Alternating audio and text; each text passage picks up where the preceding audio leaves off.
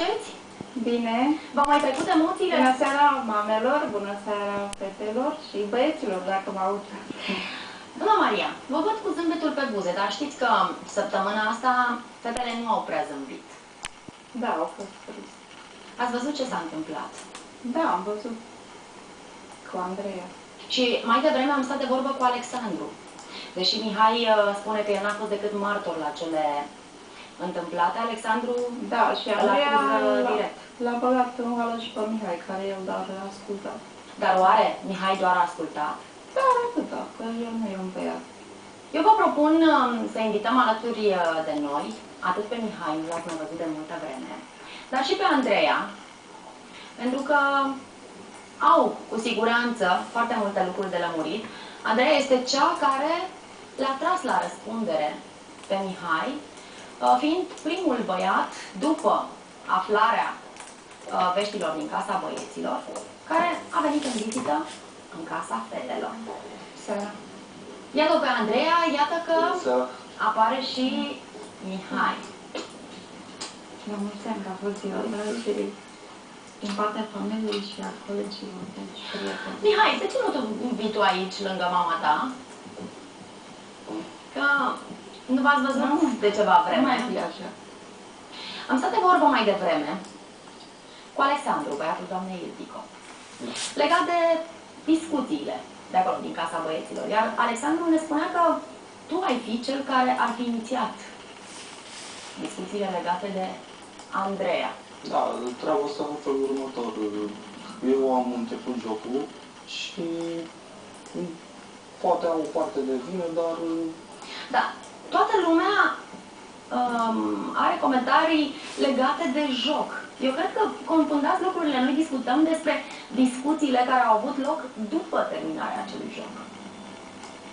Și despre cuvintele pe care le-ați spus la adresa Andreei.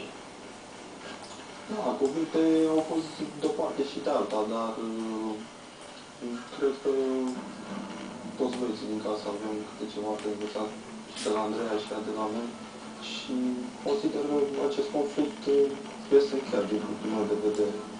Din punctul tău de vedere, dar uite că Alexandru... Nu prea dă foc și coate pe Mihai.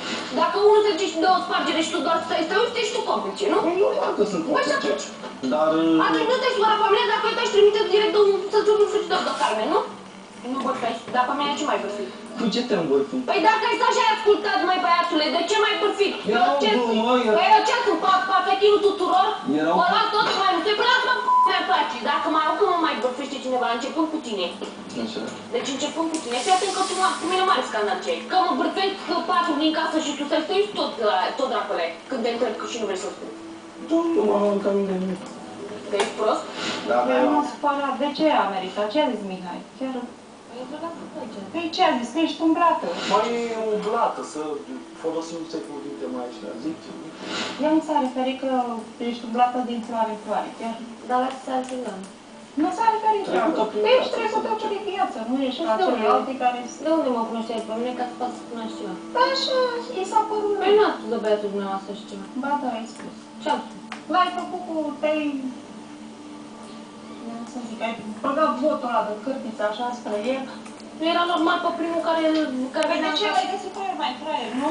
Păi nu am găsit. Ești și mai prost, că așa sunt fetele ziua de azi, băieții, că lasă-mă Mihai. Așa e, ești timid și își bate joc. Toți la tine, nu mai lăsa de la tine nimic, da? Și pe mine m-a deranjat faptul că când am văzut materialul cu ce s-a vorbit despre mine. Mama ta când a auzit cuvintele care le-ai rostit.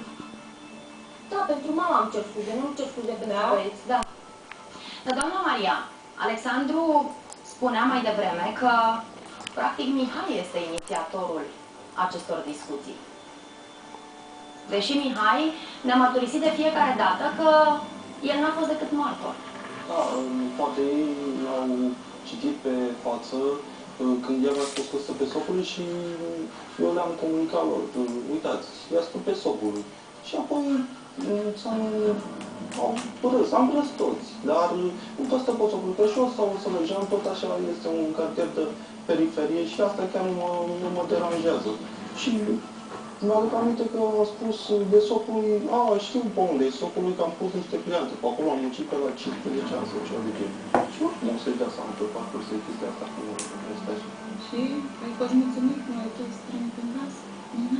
Păi tocmai asta e, că pe mine nu m-a deranjat dacă... Dar nu ne așteptam.